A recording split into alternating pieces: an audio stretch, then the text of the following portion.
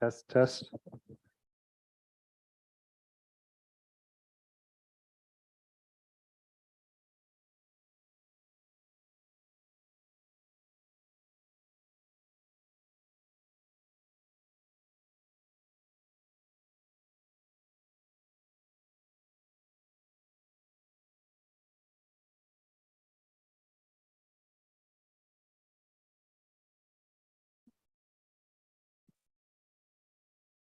Test.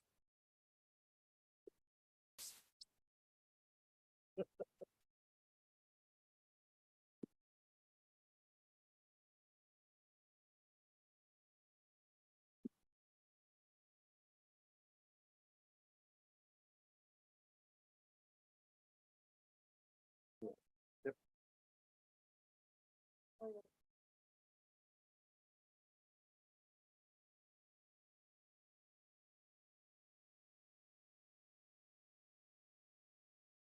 Great. Okay, we'd like to welcome everyone to the business session of the Cottonwood Heights Planning Commission meeting, August 2nd, 2023. We're grateful to have our commissioners both present and at least one online with us. We're also grateful to have residents from the community here, as well as an applicant for part of our business tonight. First of all, are there any ex parte communications that need to be disclosed by any of the commissioners before we begin? No one is indicating that there are. So what's in order at this time is general public comments. So if anyone here in the audience is not here to speak on our business item, the business item is related to the property in Mannerly Circle. So it is not to speak to that item. If it is just to make general public comment, this would be the time to share your comments. Is there anyone here for general public comments?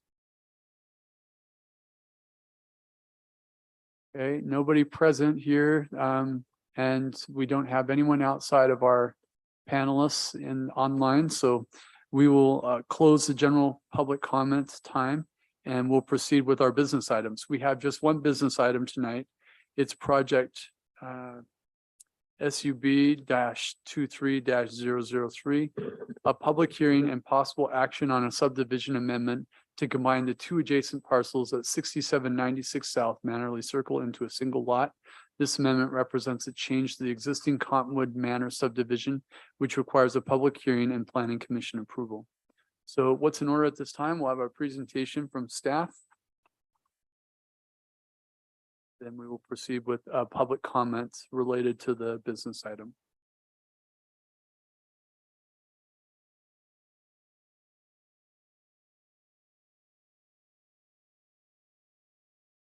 Okay, let me just get everything situated here with the screens. I think since we have a few members of the public, I'm going to go back through the presentation that we went through in the work session, if that's all right with the chair. Absolutely. Thank you, Sam. Perfect.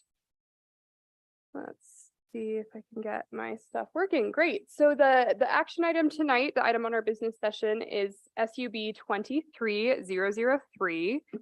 This is a request to combine two adjacent parcels. They are both owned by the same individual, accessed there off of Mannerly Circle. So here we see just kind of a different view of those properties. I've shown them with a blue highlight and an orange highlight. Again, they're both owned by the same individual. The property shown in the blue is part of an existing subdivision plat, the Cottonwood Manor subdivision.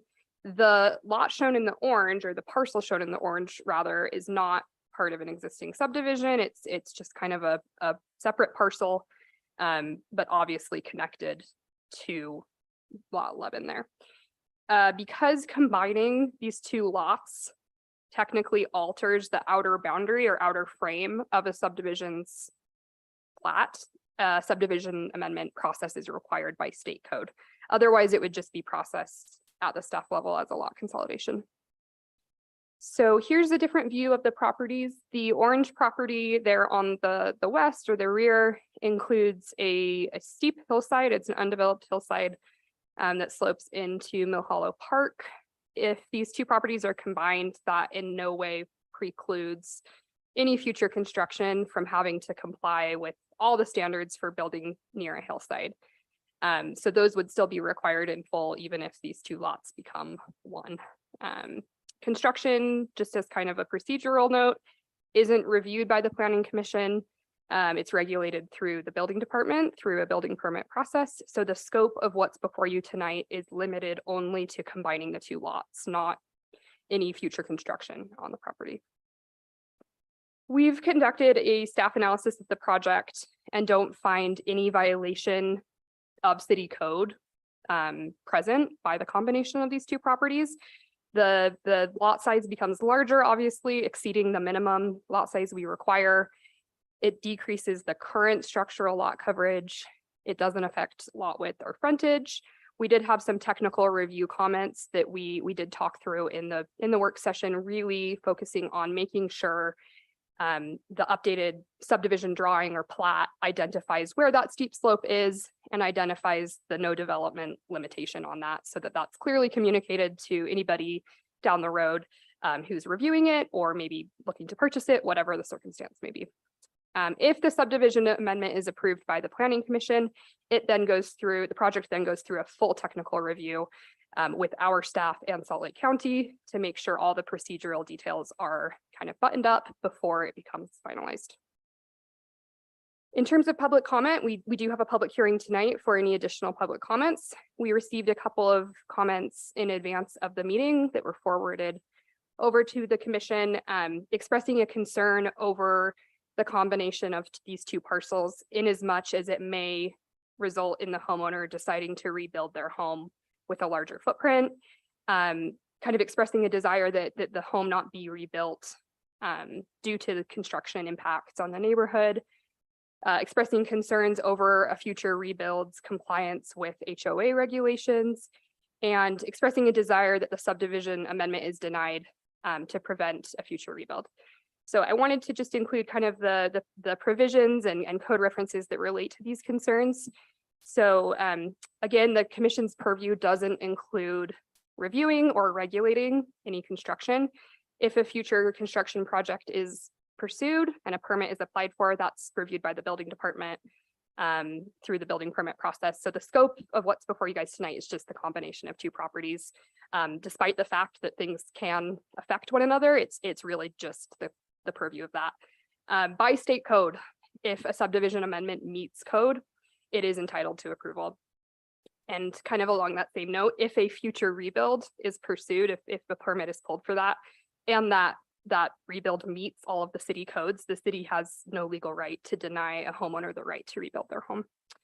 In terms of HOA regulations, those are private agreements that the city doesn't enforce or regulate. So if there is kind of a separate compliance question with the HOA's regulations, that would be for the homeowner to work through on their own if that pertains to them, but it's not something the city enforces or regulates.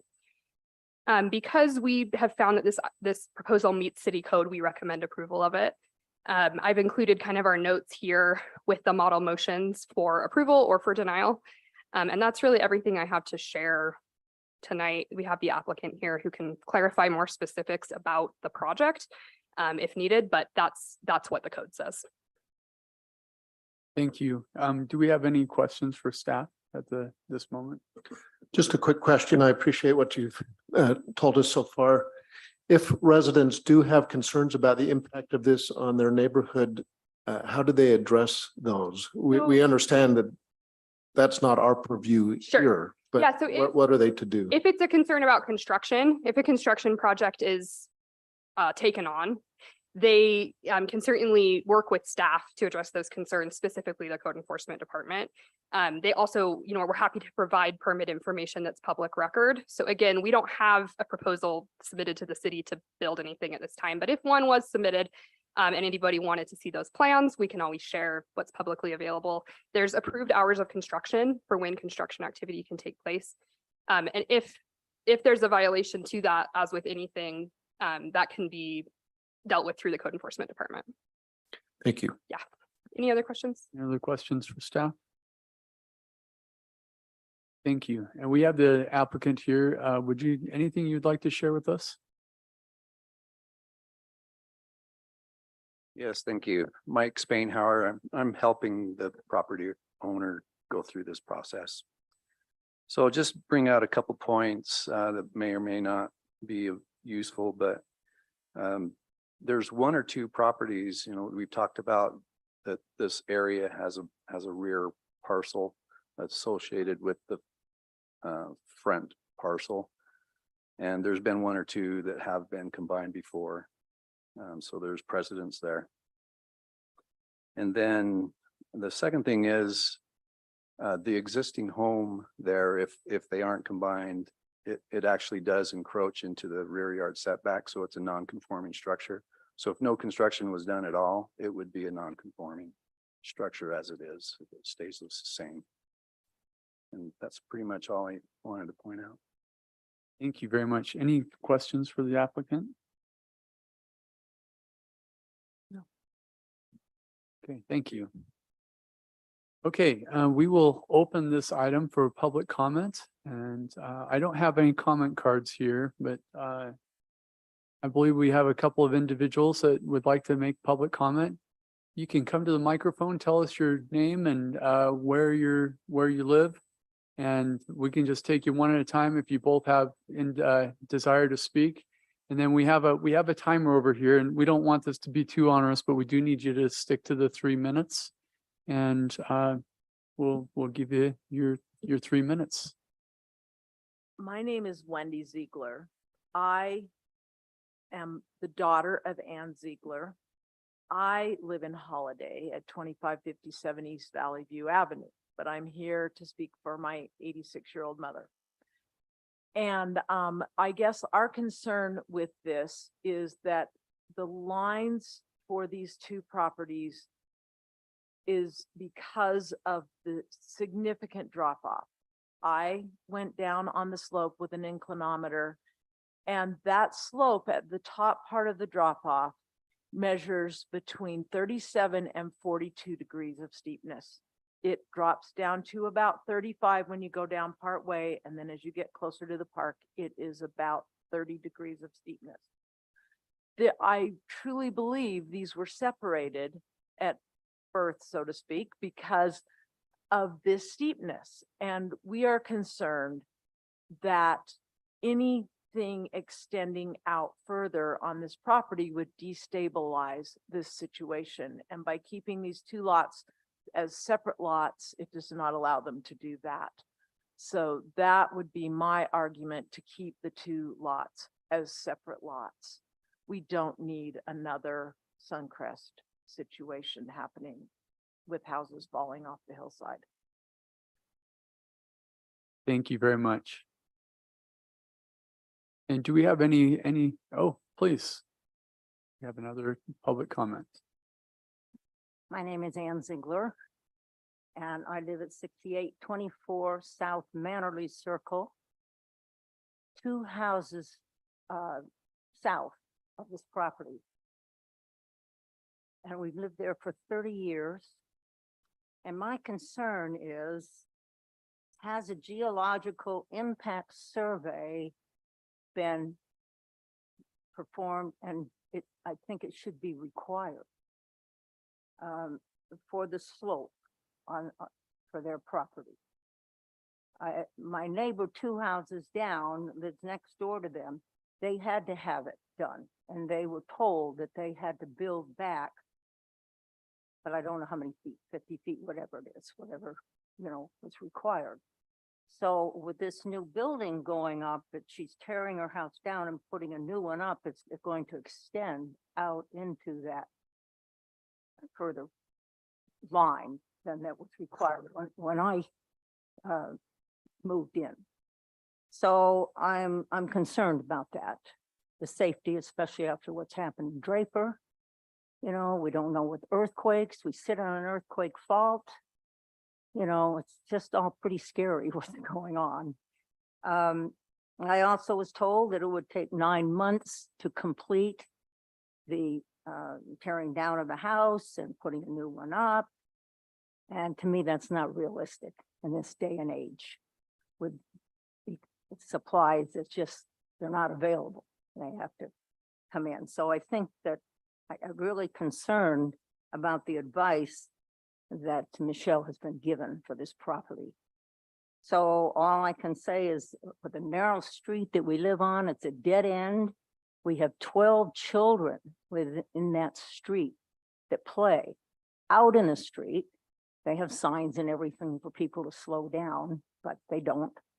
And the dog's already been hit. Of course, dogs are dogs, but I'm just concerned about why we have to have all of this going on at this time.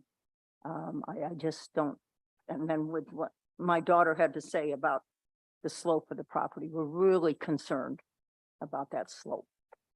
We've planted some trees on it and we think the area where we live is safer, but from our property line north, they have not done anything. And so I think that's a big factor. Thank you. Thank you so much. I don't know that we have anybody else here that is here for public comment that we're aware of. I don't see anybody on Zoom either. Is all I wanted to share. So Okay. Then I will close the public hearing portion of this meeting and thank you both for being present. There's nothing better for all of us as a community than having an engaged citizenry, and appreciate the concern that you have for your neighborhood. And I have talked to my neighbors and 3 of them are out of town and they couldn't make it to the meeting tonight. And it's not that they're not concerned, this is a busy time. we understand. Thank you. So we'll consider public hearing closed at this moment. And this is now our chance to deliberate as a planning commission. So I think it's good for us to, even if you feel like we need to reiterate some of the things that we've discussed, it's good for the public record to be aware of what goes into our thought process and our analysis and how we're going to base our decision. So I would love to hear from as many of the commissioners want to share. And Commissioner Chappell, rather than you going last, would you have any interest in going first? Do you have any thoughts or feelings you'd like to express as part of our deliberations? Maybe I think the things that are poignant for me are that, all of the requirements for hillsides, any new permitted structures will be required to comply with those. I think that's the most important item that we've talked about. So beyond that, Chair, I don't have any additional comment.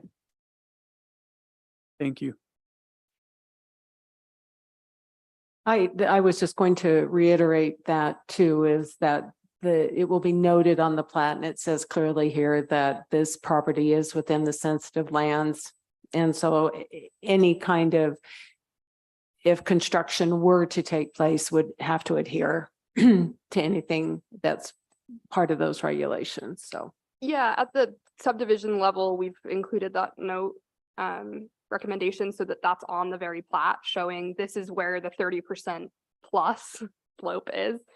And then as we talked about in the work session, just as kind of a refresher for the record, different types of construction require different types of slope stability studies in my non-engineering way of understanding that. So if a building permit is applied for, the right type of study will be required, as is required by our sensitive lands ordinance. So that's just not something you see on the plat because the plat is not building plan specific. It's just the property itself.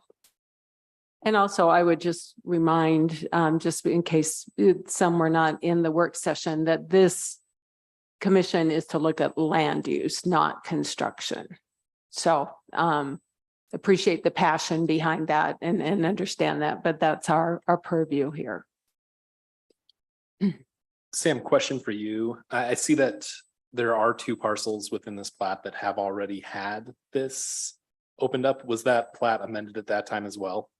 I would have to look back and see. That wasn't done when I've been on staff, but certainly I haven't been here for the city's whole history. So Yeah, I see lot 4 and 5 on the parcel viewer, Yeah. county parcel viewer. Those have already had this adapted as well. Yep, and So- it was originally platted, I want to say in the 70s or 80s, so it's also possible changes were made before the city became a city, but that hasn't been done since I've joined staff is all I can say. Thank you. And Sam, I might just clarify with you. So on the issue of setbacks, again, this is not a construction decision at all. So, but germane just simply to the concerns of residents and proximity to the slope, just as a reminder to everyone that the limitations with the slope are not appreciably changed by the combining of these two lots. Is Yeah, that that's correct? correct. So with setbacks, you have kind of the standard zoning setbacks where those are just from property lines. On any lot, you have to be X feet away from your front, rear, side property lines.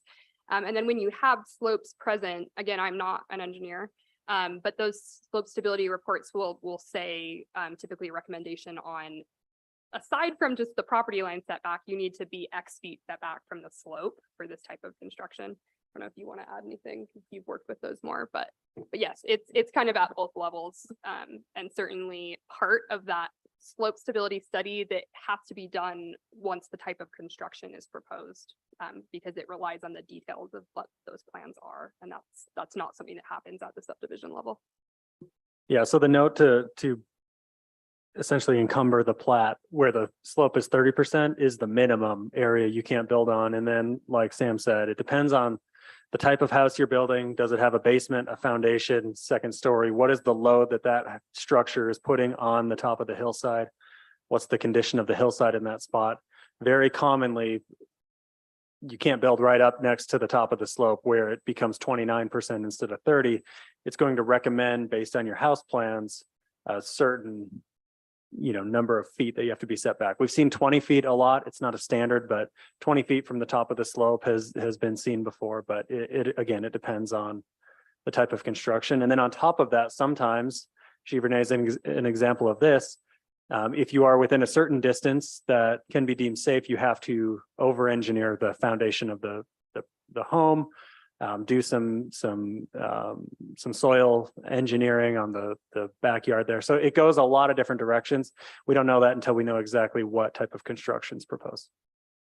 And I might just ask you in clarification, Mike, is the fact that as the applicant pointed out, that these homes were grandfathered in prior to the institution of Cottonwood Heights as a city, that if it's a non-conforming structure now, when they submit an application, the application will have to conform to current code, correct? Yeah, voluntary additions, remodels, renovations, rebuilds have to meet today's code. So, and all the engineering requirements will need to be met, which may appreciably affect the level of engineering and exactly where that house is built in proximity to the slope, and that's completely undetermined and beyond the purview of this group. Is that correct? Yes, that's correct. That's a development level, building department, development review committee, sensitive lands, type analysis that comes typically next. Now, they don't have to build at all. They could consolidate lots and never change anything and they'd be fine. But yeah, that would all come at the construction entitlement level. Hey, anything else we need to clarify in our discussion here? Commissioner Ebler, you've joined us. Do you have word deliberating? Is there anything that you'd like to add to the discussion? We've tried to reiterate a little bit of our previous discussion. And Commissioner Ebler is joining us remotely. We've been giving him a little bit of a hard time. You might hear a polka band in the background. He's having more fun than we are tonight, but not anymore. We always appreciate his input. So anything you want to add to the conversation? No, I've just been listening, and I read the public comments, and construction is never a pleasant thing, but as Sam pointed out, there's a difference between what's legally allowed and what we have to statutorily vote on. So those are my own comments. Thank you, Commissioner Ebler. Are we ready for a motion? Is there someone that would like to make a motion? share model motions again, if that would be I've helpful. got it here. Okay, I move to approve project SUB 23-003, if my eyes serve me. Based on the findings and recommendations listed in the staff report dated August 2nd, 2023. With the conditions that are listed there. Second, There's a motion and a second. What's in order now is further discussion on the motion. Any editorializing on the staff comments? Are you comfortable with them as stated? Any additional discussion? Are we ready for the question? Any additional contributions, Commissioner Chapel or Commissioner Ebler? Nope, just ready for the vote. Commissioner Chapel? Same, no additional items. Thank you. Okay, are we ready for the question? Okay, Commissioner Chapel, Yes. Commissioner Ebler, Aye. Commissioner Anderson, Yes. Commissioner Steinman, Aye. Commissioner Smith, yes. Commissioner Shelton, Yes. and Commissioner Mills, yes. With that, the motion passes. What's in order now? We have one additional item related to our minutes. Is there someone who wants to, I know we might have a couple of edits. Is there someone that wants to make a motion with those edits? Are there Move to approve other the edits minutes. besides the ones already discussed? Then I move we accept the minutes with the changes and edits noted in our work session provided by staff. And for the record, Second. these are the minutes for our June 7th, 2023 meeting. Eliminating line 38 and correcting the titles for the staff and members present. Did we agree to eliminate line 38? Was that the agreement? line Or excuse 38, me, I no, think was left in. I stand corrected that we were going to, it was clarified what line 38 was. Yeah, it was just the names and titles that needed just a really slight tweak. Correct, okay.